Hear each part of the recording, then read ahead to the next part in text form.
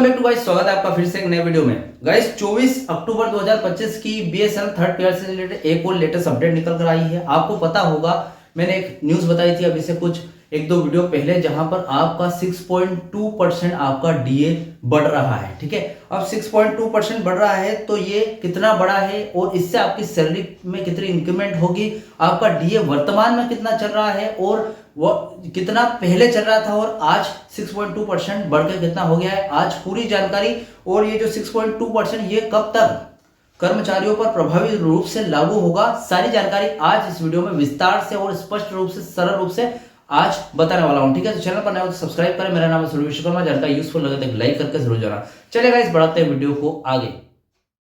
यह खबर बीएसएनएल कर्मचारियों के औद्योगिक महंगाई भत्ते यानी कि आईडीए इंडस्ट्रियल ड्रेनेस अलाउंस में 1 अक्टूबर 2025 से होने वाली अनुमानित वृद्धि और इससे संबंधित आदेशों में हो रही देरी में है। ठीक है, जिसके कारण बीएसएनएल एम्प्लॉइज यूनियन यानी कि बीएसएनएल के सार्वजनिक उद्यम विभाग डीपीई के सचिव को पत्र लिखा गया। ठीक है, मतलब एक लेटर लिखा गया है बीएसएनएल यू के द्वारा कि भैया ये जो 6.2% वृद्धि है इसको जल्दी से जल्दी बढ़ाया जाए। ठीक है, अब हम थोड़ा सा जान लेते हैं कि आईडीए की जो वृद्धि कितनी है और यहाँ पर फिलहाल वर्तमान दर कितनी चल रही है। कर्मचारियों के लिए महंगाई भत्ता यानी कि आईडीए हर 3 महीने में एआईसीपीआई आईडब्ल्यू यानी कि अखिल भारतीय उपभोक्ता मूल्य सूचकांक औद्योगिक श्रमिक के आंकड़ों के आधार पर संशोधित किया जाता है ताकि बढ़ती महंगाई के प्रभाव को बेअसर किया जा सके। ठीक है, मतलब हर 3 महीने पर यहाँ पर अपडेट होता है, आपके आईडीए इंक्रीमेंट होता है। ठीक है, फिलहाल 6.2% बढ़ी है। अब यहाँ पर पुराना आईडीए जान लेते हैं कितना 6.2% बढ़ने के बाद कितना हुआ वो भी जान लेते हैं। ठीक है,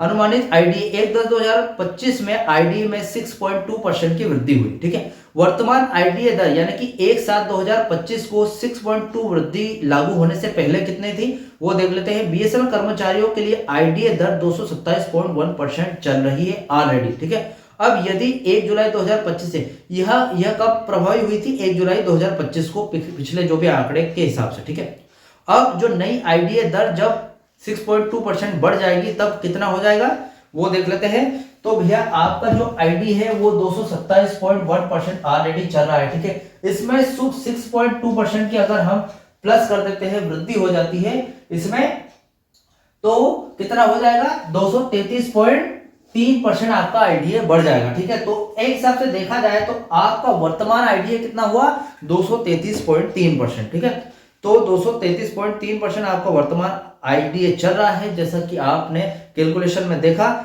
अब यहां पर 233.3% की जो नई दर है वो 1 अक्टूबर 2025 को प्रभावी होनी थी लेकिन अभी नहीं हुई है। ठीक है, अब यहां पर फिटमेंट फैक्टर क्या है और इस पर इसका वृद्धि पर क्या असर पड़ेगा वो देख लेते हैं। आईडीए वृद्धि के संदर्भ में फिटमेंट फैक्टर शब्द का प्रयोग आमतौर पर उस संदर्भ में नहीं किया जाता जिसका सीधा संबंध हर 3 महीने में होने वाली आईडीए वृद्धि से हो। ठीक है, मतलब जो 3 महीने में आईडीए में जो इंक्रीमेंट होता है उससे फिटमेंट का कोई संबंध नहीं है।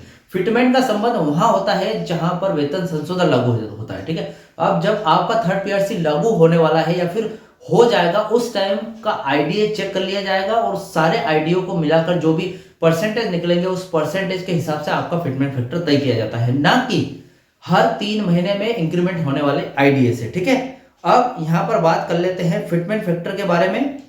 यह शब्द मुख्य रूप से वेतन संशोधन यानी कि पे रिवीजन के दौरान उपयोग होता है। जब कोई नया वेतनमान जैसे कि थर्ड पीआरसी लागू होता है तो कर्मचारियों के मूल वेतन को नए वेतनमान में फिट करने के लिए एक मल्टीप्लायर का इस्तेमाल किया जाता है जिसे फिटमेंट फैक्टर कहा जाता है। यह कारक मूल वेतन को एक निश्चित प्रतिशत से बढ़ाता है ताकि नए वेतनमान में उसका निर्धारण किया जा सके। ठीक है, अब आईडीए में वृद्धि और फिटमेंट।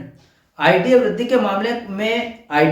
के मामले में कोई नया फिटमेंट फैक्टर नहीं निकाला जाता है। 6.2% की वृद्धि सीधे मूल वेतन पर लागू होती है, यानी कि कर्मचारी को अपना मूल वेतन तो मिलता ही है, इसके साथ ही उसके मूल वेतन का 233% अतिरिक्त भत्ता भी मिलता है। ठीक है, मतलब जो आपका मूल वेतन बेसिक सैलरी है वो हर महीने की जो सैलरी है उसका 233.3% कितना बनता है उसके हिसाब से आपका डीए भी मिलता है। ठीक है, तो भैया अगर देखें तो आपका 233.3% के हिसाब से आपका काफी ज्यादा मिल रहा है, आपको पैसा बहुत ज्यादा मिल रहा है ना।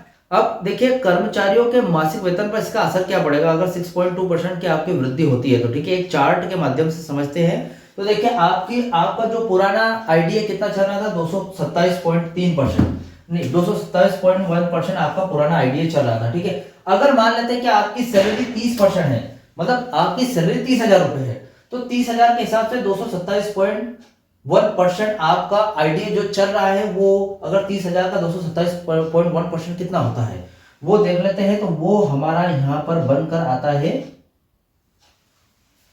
68,130 रुपए।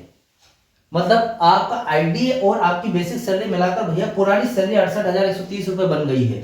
और जब आपका 6.2% यहां पर लागू हो रहा है, आगे बढ़ रहा है, इंक्रीमेंट मिल रहा है आपको, तो आपका आईडीए कितना 233.3% हो गया है, ठीक है। 227.1 से 233.3% हो गया है, ठीक है। तो अब आपकी जो बेसिक सैलरी 30,000 थी और उसके हिसाब से आपका 233.3% निकालेंगे तो 30,000 का कितना बैठेगा, हमें यहां पर 30,000 का बैठ जाएगा